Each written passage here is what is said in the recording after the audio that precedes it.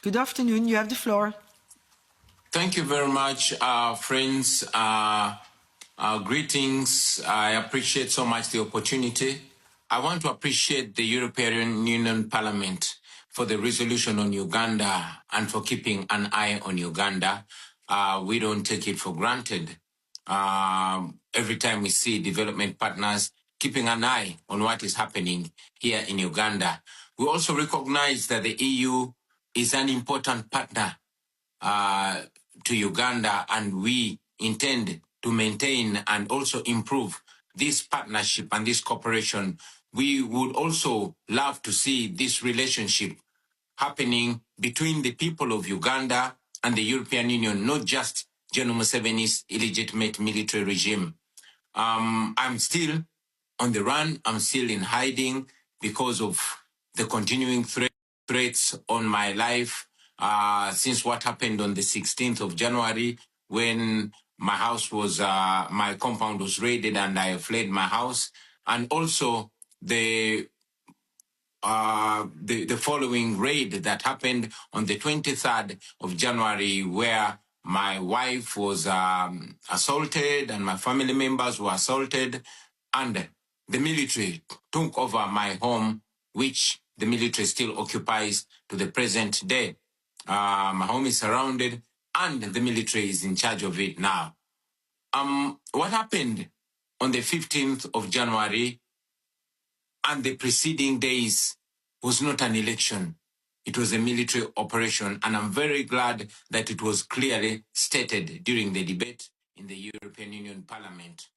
This violence started much, much earlier. It started on nomination day, and it went through the campaign trail. And I'm glad that the resolution mentions in specifics victims like Mesa Chokero, who was shot and killed, and also General Muhoozi Kainerugaba, who is the military chief and the son of General Museveni, came out on Twitter and, mentioned how he killed 22 of our people, and hoping that I would be the 23rd. I must mention, though, that the numbers that he put are much, much less. Maybe he mentioned or he meant those that he killed personally. Otherwise, the numbers that we have of the victims, of the people that have been killed, are much, much, much more than 22. Many civil society organizations were closed down, especially those that are in the area of governance. It was mentioned, and I want to reiterate it again, that before the election, media houses were ordered not to relay the results that were happening and all that was going on ground on the polling stations, to ensure that there's a clear disconnect between what was happening in the polling stations and what was being relayed by the Electoral Commission. I'm very glad that Dr. Sarah Birete is with us today. In this meeting, she was arrested, detained, because she was taking an effort to speak out and educate people, the citizens of Uganda, about their rights and on democracy.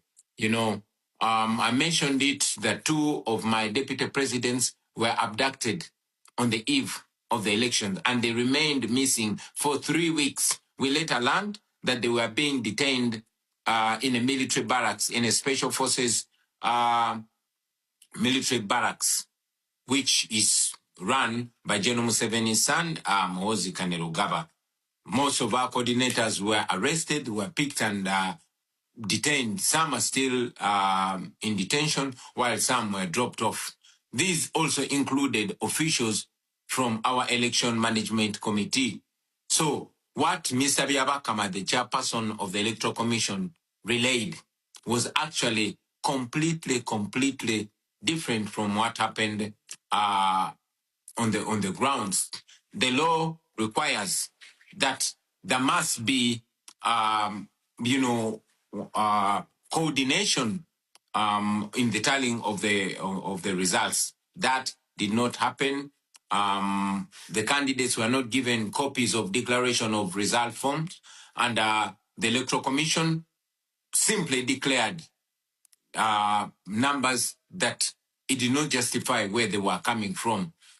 As we speak, we are still demanding that the Electoral Commission uploads the declaration forms so that the nation can be able to follow in transparency, so we can be able to compare the evidence that we have, the declaration of result forms that we have,